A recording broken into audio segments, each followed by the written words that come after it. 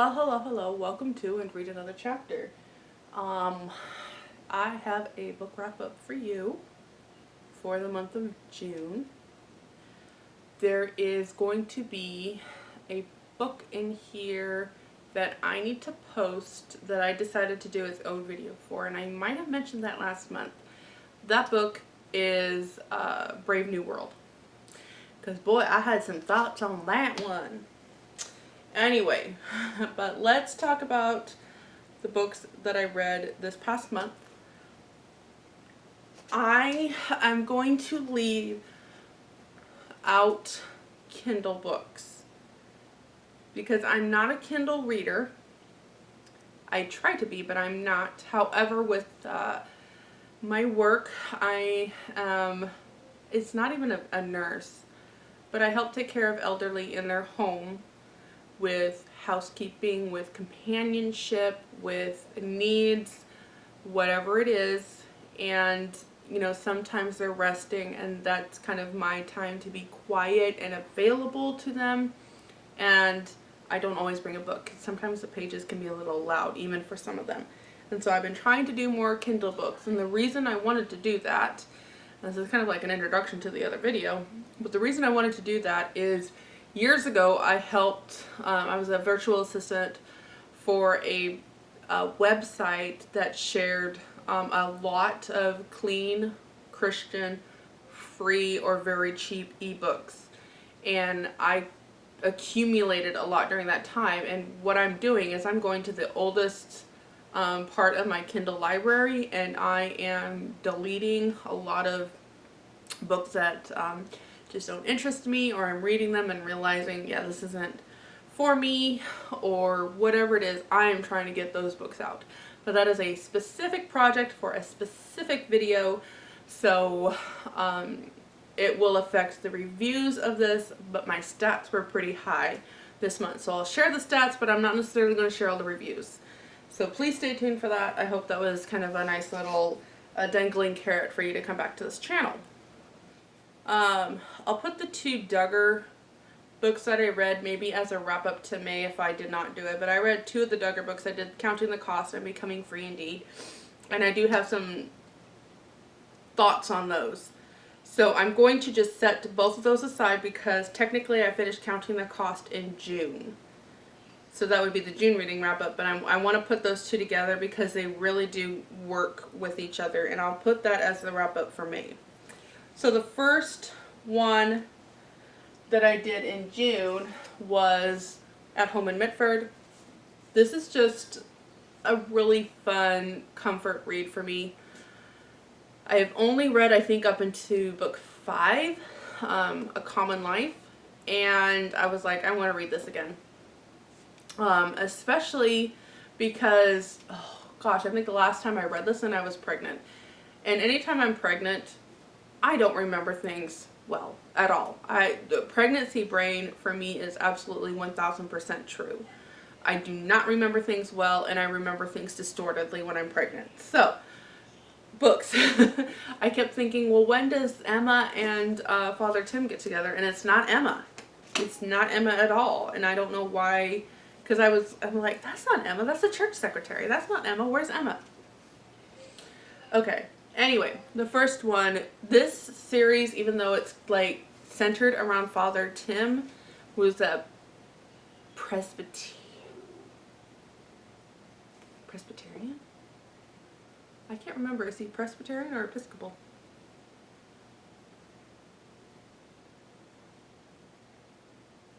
Whatever it is, he is a rector. And this story is kind of just how how he reacts with or lives with the town, and how the town basically works with Father Tim, how they're all intertwined. You know, the whole English village thing that I love about Miss Marple and her murder mysteries. It's just that English town of everybody involving in some way, shape, or form. There just is no murder mystery here, but there is a lot of characters that bring something to the story. But what Jan Karon does really, really well is that you can keep track of the characters unless you're pregnant. And there's just a lot of lovable ones in here. There's some quirky ones. There's just, I love this one. I really, really love the Mitford series, and I'm going to move on to the second one, which is these High Green Hills, I think. I'm going to go not necessarily in order I read, because I want to go on to this next one. So I read this one, comfort read, like I said, getting back into it. I did do it as an audiobook. I think Libby, well, it just depends on your library. It doesn't matter where I got it from. It literally just has to do with your library system, if they have it or not. Libby had, my Libby had this one and another random one, and then Hoopla had another random one. So I can't start the next couple on audiobooks, which is fine. But all that to say, the person that does the audiobooks, I found him very annoying at first, but probably like 2/3 of the way, he didn't bother me as much. And I don't know if that was just me getting used to him, or me just going from different narrators. Maybe it was a bit jarring. I don't know. A friend said that her daughter said he sounded a little bit like Winnie the Pooh, and I absolutely 100% agree. He's just not as whiny as Winnie the Pooh. As Winnie the Pooh can be. Anyway, moving on. I saw this set at our local thrift store. They were about $1 a piece. And this is an Irish country doctor. Now, when I went online to like read reviews and kind of get an idea if this would be something I would enjoy, they said that if you like books like James Herriot, the town aspect of Mitford, and I want to say there was another series that it mentioned, but I can't remember. But those two stick out predominantly in my head, that you would like these. And so I was like, okay, I'm in. And I read it. I did enjoy it. I did enjoy the series. And it is a lot like just a doctor version of James Herriot. You're just not dealing with a veterinary. You're dealing with actual doctor. And so more patients, more, oh, Call the Midwife. That was the other series. If you kind of like the Call the Midwife, you would enjoy this. So you get that aspect. Now, definitely you've got similar characters. Like in Harriet, you have Farnan and his brother Tristan, and their housekeeper, Mrs. I kept wanting to say Mrs. Pumphrey, but that's Tricky Woo's woman. Hudson, Mrs. Hudson. And in this one, you have your main doctor, you have your housekeeper, you have the girl he falls in love with, like Helen. And so if you don't know All Creatures Great and Small or any Harriet, you're probably not going to fully understand like what am I comparing it to. But there are very similar characters. I do not think he has a brother in here at all. And I don't even remember when Tristan comes in on the James Herriot books. So anyway, there is a lot of similarities. And then there are a lot of quirky townspeople that have similar things like with James Herriot. So it's kind of what I would just say as almost like a companion. You're not reading the exact same stories, but you're kind of getting similar stories in just a different aspect. And I did enjoy it. I really did. I really enjoyed some of the things that they end up with. You know how Mr. Farnan, what is his name? What is Mr. Farnan's name? I just want to call him Mr. Farnan. Whatever. He ends up, you know, drinking and then kind of pulling Dr. Barry kind of into his, I'm sorry, let me rephrase. The main doctor ends up pulling Dr. Barry, who's the new doctor on the scene here. He kind of pulls him in with some drinking, Irish pubs, well, you name it. So there's, again, a lot of these little mishaps that then bring in with the lady friend that he wants and all of these things. So again, a lot of it is similar. So I gave it 3-ish stars, and I will not be reading the rest of the series. Why? there is a lot of language in here. I'm not talking like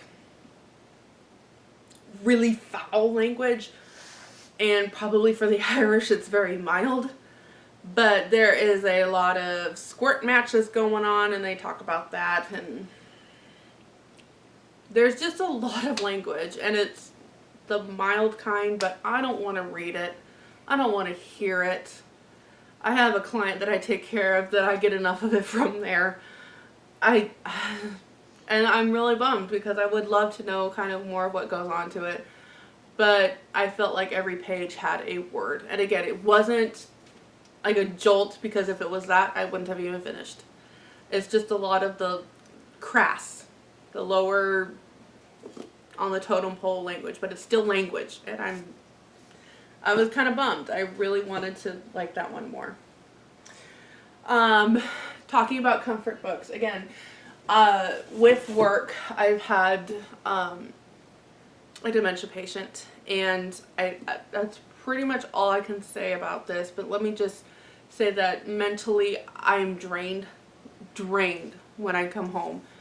It is a lot of mental work and energy to work with this person and try to keep an upbeat attitude, and to take a lot that's thrown at you.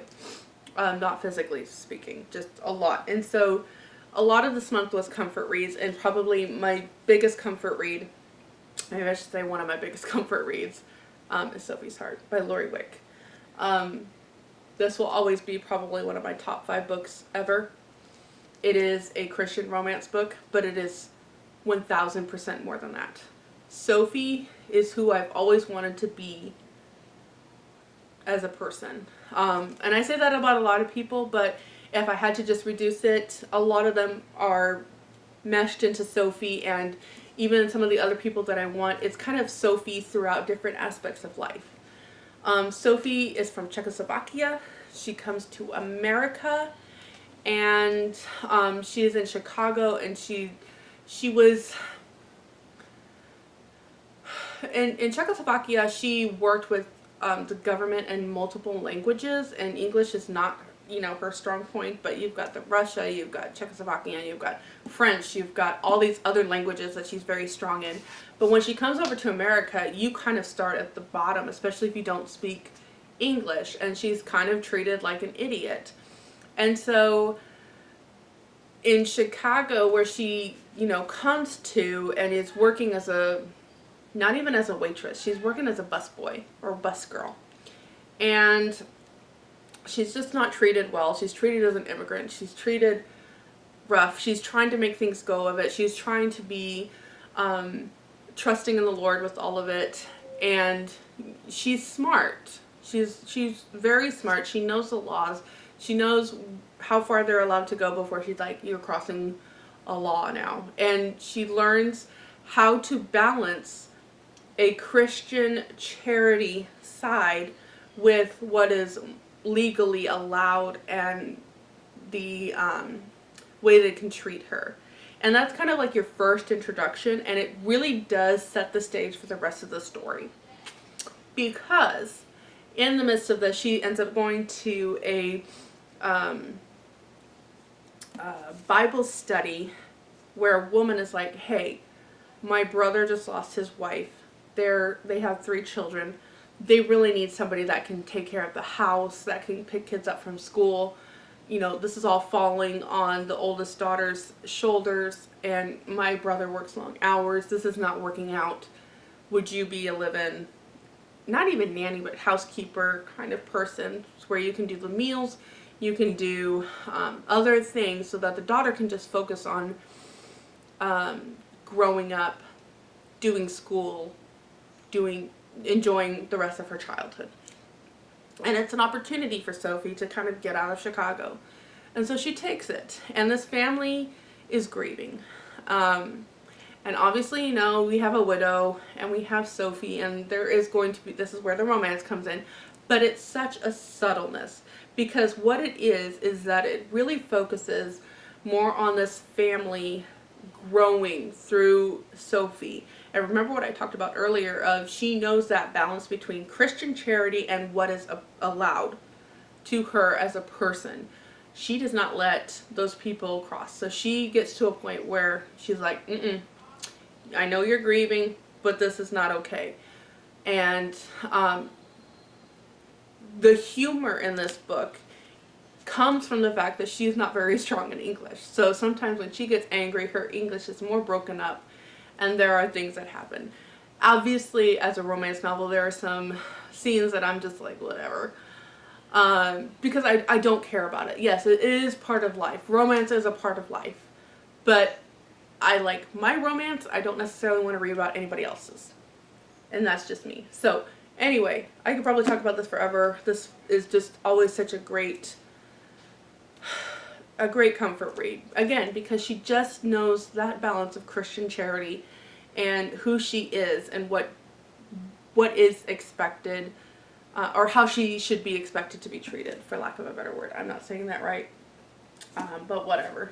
So then I went on to an Agatha Christie, and I thought I was getting the first one for Murder is Easy, and I think it has another name.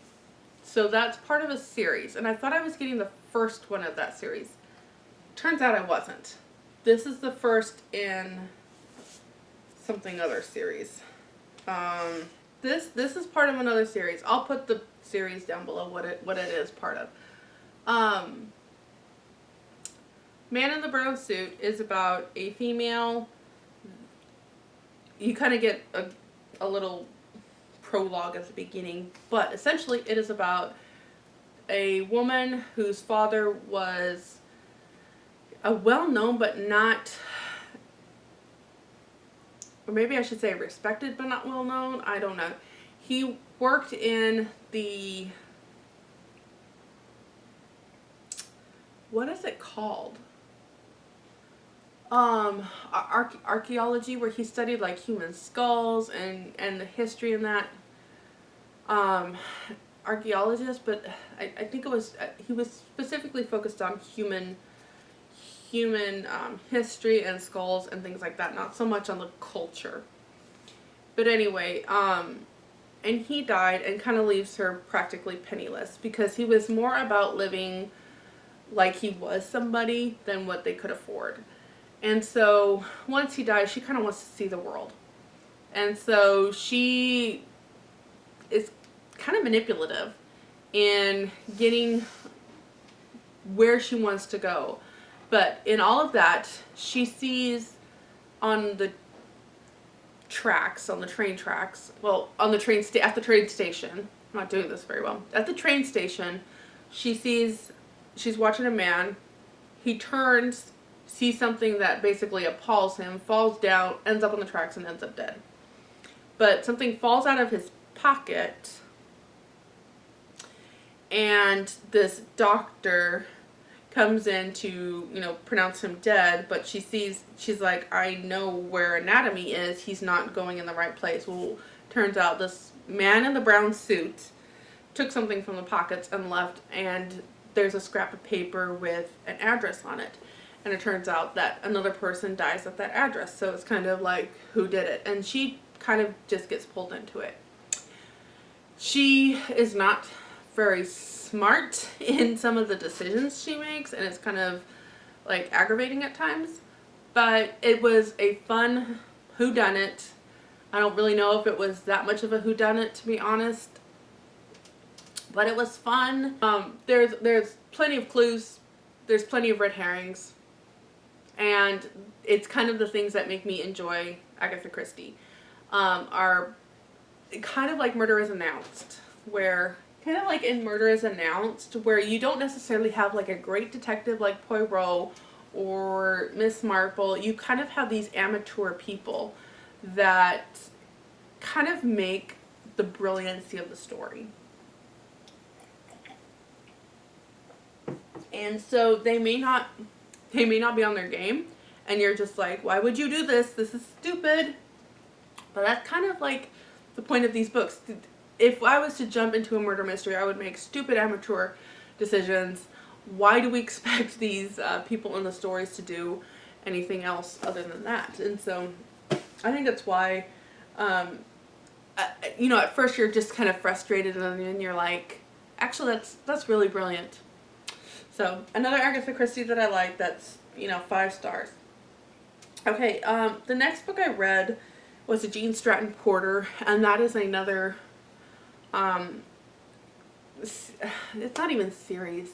I guess it could be. I guess I could make it a series, but it's another thing I want to do for this channel where I'm reading all of the Gene Stratton Porter books in series. And let's do a basic summary. The Strike at Shane's is, when I was looking for it, I saw a lot of things that said it was a sequel to Black Beauty.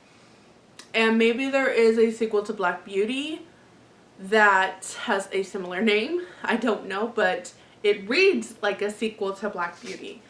But it's more about the story of this farmer who lives by profit. And so if the animals aren't doing anything to give him profit,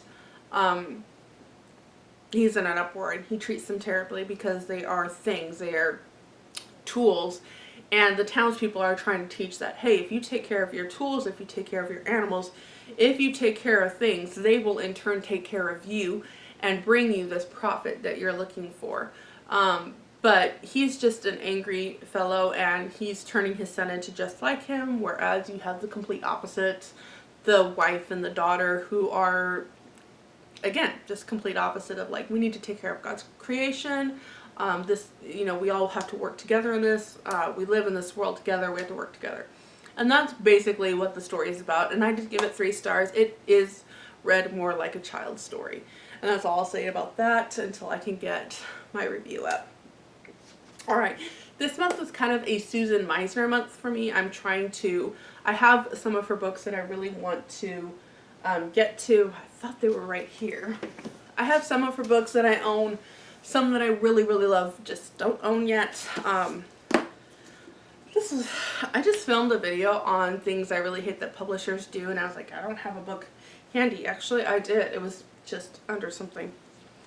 This bugs me. Why? Just bring it over. Anyway, I love Bright as Heaven.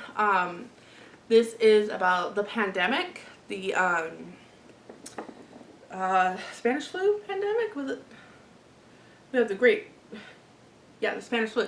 So we had the Great War, and then we have the Spanish flu, and this is kind of a mother-daughter story, whereas a lot of Susan Meisner books kind of almost have a dual timeline, and this one didn't necessarily, but it's lovely. I love that book so much. And then I went to A Fall of Marigolds, and again, this has to do with more what I could find, that my audiobooks were available through the library, so Hoopla and Libby. So Fall of Marigolds was the next one. There is one Susan Meisner, I think it's Shape of Mercy. I will not read it.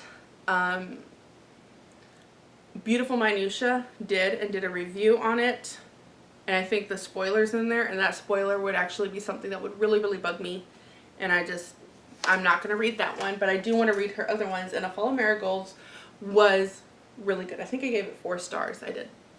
And you have 2 timelines. You have Ellis Island and you have September 11th. And I thought that was a really neat dual timeline idea. And so on Ellis Island, we have a nurse that to me is honestly not a likable character. But sometimes there's just people that have good stories that aren't necessarily likable creatures. And she's one that, and this is one that I liked the story. I didn't necessarily like the person. And a lot of that has to do with, she reminded me of somebody I know that likes to milk things. And because of that, it's hard for me to separate what she was dealing with the person that I personally know in real life that is similar but likes to kind of milk things out because of this person does not have drama or something terrible happening to her at all times. then her life isn't worth anything. And there are people that genuinely think that. So in Fall of Marigolds, with our nurse from Ellis Island, soon before, this isn't a spoiler, but soon before she loses someone that she loves in a traumatizing fire. It wasn't that he died in the fire, but how he died. And because of that, she goes to Ellis Island to kind of escape everything. And then she doesn't go anywhere. She just stays on that island to serve in whatever way, shape, or form. The rest of life for her is kind of over and done with because of her love for the person that died. And in that, there is a man that ends up on the island, and I don't remember what nationality he is. Polish, maybe? I don't remember. Don't try to think of it. He ends up on there, and he has just lost his wife, and he has a scarf of hers around his neck. And he ends up in quarantine for, they want to say, scarlet fever, and she kind of is drawn to him. And then she learns some things that could make or break him. Or I should say, she learned some things about him that could be devastation. So she's trying to figure out, does she share or does she keep him in the dark, and all of that. So that's kind of like her story and what's going to go on there. And then you have September 11th, where someone else ends up in a scarf that I believe you kind of guess is the same scarf. And it's like, well, how did she end up with this? And it's a scarf that basically she's holding when the Twin Towers collapse, and her husband dies because he was in the Twin Towers. And then it fast forwards to 10 years later. She has a kid. She's still looking for that scarf. And her story of what happened that day in September 11th and kind of the fallout of it 10 years later. And so there's a little bit of a two timeline going on there. And there's kind of a little bit of a two timeline going on Ellis Island. But Ellis Island has a little bit closer of a timeline than the 10 years that the September 11th goes on. And basically it's the story and then how this scarf works both ways. So that was, again, it was a 4-star read for me.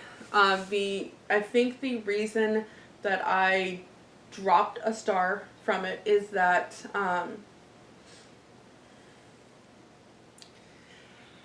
it is, I want to know what the publisher is, but under Hoopla, the audiobook was put out by Christian Audio. And there was language in it. It might have been considered mild, but there was language in it. And for a Christian standard, you cannot do that. For a clean standard, okay, but for a Christian standard, you should not have any language going on in there. And I will stand on that post and die with it. There is a standard that is set. I don't care how real it is to have it. There is a standard that needs to be kept. And that is the standard with Christian books, is that you can open them and expect not to have to read it. It's real enough in our world that I don't want to read it in a book. However real it is, okay? And I like real. That's why I like some books like this, okay? I don't necessarily always like to read the Christian romance novels that to me aren't realistic at all and create unrealistic expectations for our young people. So I get it. I like real. That doesn't mean I want to hear language. And to me that took off a star. So that was Fall of Marigolds. Then the next one I read, and I'll have a caveat with that one. Oh, well done, was News of the World. So I have this book, and I picked it up, and I started to read it, and I was like, I hope there's an audiobook for this. Like Amor Towles' new book, that just came out, Highway to Lincoln, I think it is. I was so excited about that book. Gentleman in Moscow is another one of my top favorite stories of all times. There is no quotation marks in here. And that is so jarring to a reader. It does not flow for me. Please, please put quotation marks in, because if I have to think extra hard on, is this something he said, or is this part of, you've broken the story up. I can't get into it. And so I loved the story. I loved News of the World. It was so, so enjoyable. And I think the movie did a really good job. But I won't keep the book. Anytime I want to read it, I'll listen to it. And that's a bummer to me. This is one that I would have liked to read to my kids, because I think they would have liked it too. But not if you're not going to have quotation marks. It jars the story for me. News of the World is the story about a captain. I believe he was a captain in, I don't think it was the Civil War. I think it was the other one, when they were fighting the Mexicans. I think that's when he became a captain. But anyway, what this man does, and he got married, and he has children that are all grown up, and that's something that I love about the story. But the thing about this book is that it is, this is still, okay, like I can't tell if the battery's out or not. The thing about the story is that he goes from town to town, and he reads the news for like a dime for whoever participates. They pay a dime, and he reads them in the news, and he has all these newspapers from all over the place, and he basically scans it and collects things that he believes that the townspeople would enjoy. And that's what he does. He just goes across certain places reading the news. At one of his stops, he is asked by, I don't remember if it's a soldier or the soldier passes on to a black man. Then the black man is like, I can't take this little former Indian girl, white girl, back to her folks. Because if I'm caught with her, I'm dead man. With where he's going. And again, I don't think it was a soldier. I think it was actually the black man. The soldier had passed on that responsibility to a black man. And the black man gives the captain this $50 gold coin to take this girl back to her family. She was captured as an Indian, I think when she was 6. She's now 10. She's lived with them for 4 years. She does not speak English. And she's just lost at what's going on. All she knows is that and I'm saying Indians because that's how it's used. Just don't hate on me for that. But then the Indians sold her back to the soldiers, obviously, when they come in and kind of do the thing. So did they really sell her back, or was there kind of a bargaining made between the soldiers and her for them to get for the Indians to get supplies they needed, and she was kind of sold back. So she's like, where are my mom and pop? And she's thinking the Indian side. So there's a lot of, struggles for the captain and her just with that. So he ends up the captain takes on the responsibility of taking her back, and all of the adventures that kind of go into that. Now, when I said I would read it to my children, there is a scene where what my kids know this, and the ones that don't understand, it will go over their heads. But there is a scene where you've got some people going after them in your Western shootout because they want her as a prostitute. And it's not detailed, it's clean and well done, but that might be a deterrent for some people. But I loved it. I really love the story. We did watch the movie, and I think that the movie did really well to the book, but the book has just so much more richness, especially with the thoughts that you can't really get in a movie that are there. that is what I really liked about that book. So, News of the World, probably one of my top favorite books I've read of all times. Then I read as a audiobook that is going to be really hard to review. This one is called The Last List of Mabel Beaumont. And I got this more as a older, mature book to read that's not necessarily an older romance book to read. And this sounded really, really interesting. So the premise of this is that her husband dies and he was always leaving lists around. And there's like this last list of basically kind of putting her back together with her best friend. And then you kind of go back and forth between stories. And I was really, and in all of that, you end up with like 4 other characters that kind of have their own problems. You have one that her daughter is not speaking to her. Another one, her husband has left her for a younger woman. This is not a Christian book. Another one is a girl that can't figure out how to tell her family she is gay, or that she's lesbian. And then the 4th one that kind of comes in the middle of the book, and these group of ladies, is one that she just had a baby, and it sounds like there's some conflict there, I think, with her family, if I remember correctly. So you've got 4 ladies, and then you've got Mabel. Mabel is just, she is just ready to be done with life. She really is. And when her husband died, he set up something so that there's a lady that kind of comes in and basically tries to get her to do things so she wouldn't just sit and die. So kind of what my job is, okay? And I thought, okay, I think this is going to be a book I really, really like. Okay.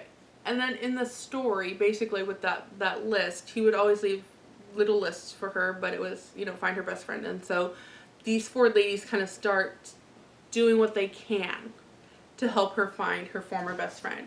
And then what you have is kind of, and this happens, I think, later on in the book. It's a Kindle book, and there's a reason I don't like Kindle. I don't retain as much.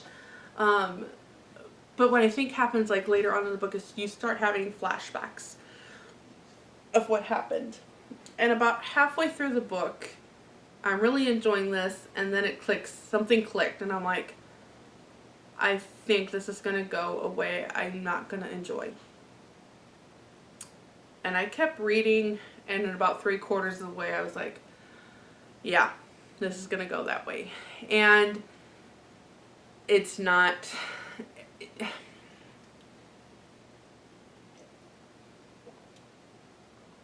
in some ways it's a spoiler to tell you,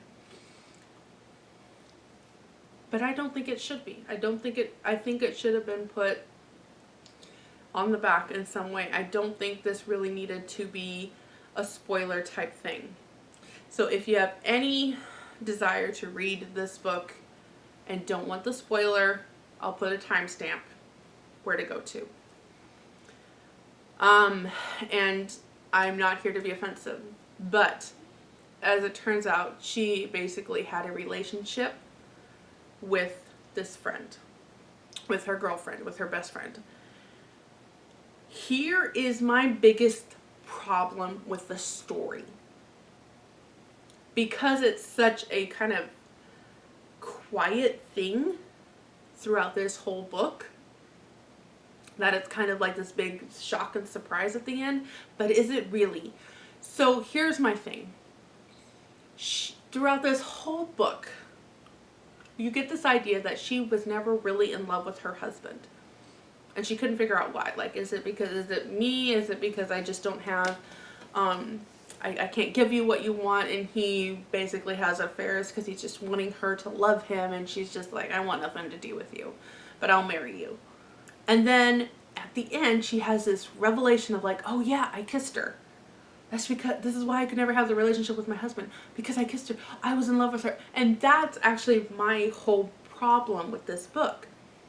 How is it that you block that idea out of your head for 60 odd years 50 odd years, whatever it is. She's up in her age. How is it that you become this bitter woman for something that meant so much to you, that when your best friend just disappears, oh, by the way, and all this happened like the night before her wedding to her husband, like, that's not something that you just forget about. And even you can't necessarily just block without remembering anything. Like, that's not. And that's what I had a really big problem with. But it didn't fit.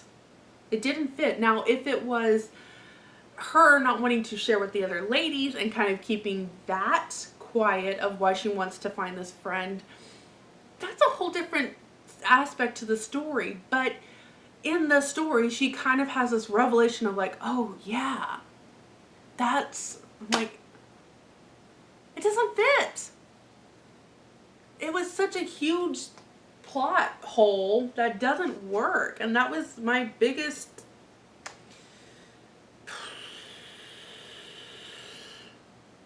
problem with it. It just didn't fit. So whatever. Yeah, I had a problem with that one. The next two books I read had to do with my Kindle thing, or my Kindle, like going through my Kindle and reading that. So we're going to talk about those, but there were two books. One was a DNF, and one I gave 4 stars to, and we'll just leave it at that. Okay, the next one I read was The Secret at the Gatehouse by Carolyn Keene. If you recognize the author, that's because that is the author of the Nancy Drew books, but this is not a Nancy Drew book. This is the Dana Girls stories, and it has a lot of the whimsicalness of Nancy Drew. This is book 9. I believe I picked this up at a Goodwill for like 10 cents. And I was so excited about it. I mean, it has a dust jacket. It has Nancy Drew vibes with it. In this one, you have the two girls. Names are great. What are their names? They're two sisters who are at school, and I think one is Jean and Louise Dana, and Evelyn is their friend. I think they have a couple other friends actually. Anyway, Jean and Louise Dana are the two sisters. They're at like a school for girls, and coming home one night, they stumble across this old lady who is sitting on the wall crying, and they have compassion, and they go find out what's going on. And it turns out she was the former gatehouse keeper, her and her husband died, and the son kind of found a place for her to live. But that was the only house she ever really knew. There were reasons that she wanted to be there, but that was kind of like, that's like the secret that they have to figure out, is why does that have such a pull on her when he has set up for her such a beautiful home. You have a bully in here. You actually have a bully and her best friend, Letty, and okay, so maybe the other one is Letty Briggs. Okay, so there's the bully Letty Briggs and her companion Ina Mason, and then you've got Gina Louise Dana, and the two bullies, obviously bullies, kind of play the pranks, and there's the back and forth with the school thing, and then they start seeing weird. They start seeing kind of some sinister people on the property that shouldn't be there. Oh, there's a dog that escaped, and they have to bring the dog back to that property, which is how they get involved. Not only the gatehouse keeper's wife, but now the dog, and that's kind of how they get involved there. It was really fun. It's a 3-star because it reads very easily. It reads like a mystery written for, your young adult, middle grade back in the day. But it was a lot of fun. And then I read Every Falling Star by Sung Sung-Yu Lee. And this is about a boy that lived in the 1990s, early 2000 in North Korea. He and his family were kind of in the prominent city. And this is how it reads to me, is that there's kind of like a utopia city for North Korea where all the good standing citizens stay. But if you do something that's naughty, you're kind of cast out into this bad place. That's how he's brought up, and he's, you know, he's a great citizen for North Korea. He and his family are loyal. They do everything right until one day the dad says, we're going on vacation, and it's basically to the slums. So they have to leave the city, and they never come back. And it's basically this boy's awakening of what North Korea is really like. There is the elite that stays there, but it can only grow so much. And so any little thing can kind of kick a family out, because it's not just this family, it can be all of the relatives as well. And it sounds, because it's a communist place, it sounds like they do that, and then they can kind of keep more for them, basically. The elite have enough to eat, they have good quarters, they have all of these things. That's what it's for. And so he and his family are kicked basically to the slums, and I can't remember. I can't. It's foreign names, and I'm not going to remember. But basically, it's what he has to do to survive the streets for multiple years. When his family kind of get kicked out, they have, you know, what they've taken with them, and so they're okay for a little bit. But then the food runs out, and the father has to go find food, and then the mother's going, because the father's taken so long, like, okay, the mother's got to go do something because they need to eat, and then they lose the house because the boy is looking for something to eat, and other people kind of come in, sweep it, and all of that. And it's just how he basically forms a gang with some of the classmates that he had when he went to school, when things were kind of better off in the slums. I use that term very loosely. And they kind of have a gang, because gangs are the ones that survive. The individuals do not survive. The story basically just kind of tells what he did to survive and how he escaped it. It's a very easy read. It's and I say easy as in there's not a whole lot that you're trying to, I don't like to say easy read, because it's not. Like, there's a lot of things that you kind of are aware of that are going on, but it's not, you're not dragged through it, but it's like, this is how it is. And it was an easy read. Like, I could read this to my children, and they would get a lot out of it. It's really good. It's really, really good. And in a sense, it's also kind of how he comes to Christ, but it's not the Western idea of how he comes to Christ. And I think that was really interesting to me about that, is just kind of seeing that slow transformation. It's not a awakening like what we have here. It's distorted, but it becomes kind of clearer and clearer. And I really enjoyed that. So Every Falling Star, I believe I gave it 5. I did. I gave it 5 stars because it was really, really good. And then the last book that I have to share with you today is another Susan Meisner, and that is The Nature of Fragile Things. And this is the story that takes place, or this story takes place during the San Francisco earthquakes. And so it opens up with like an interview. And you're like, okay, this is an interview between her and like a marshal, and it's about her husband, and so you kind of have like this, okay, what's going on here? And then you have her going back in time and all of it, like the whole story of what is leading up to this investigation. Basically, it was 5 stars. It had language, but it was not under the Christian audio, and I think it had less language in it than Fall of Marigolds.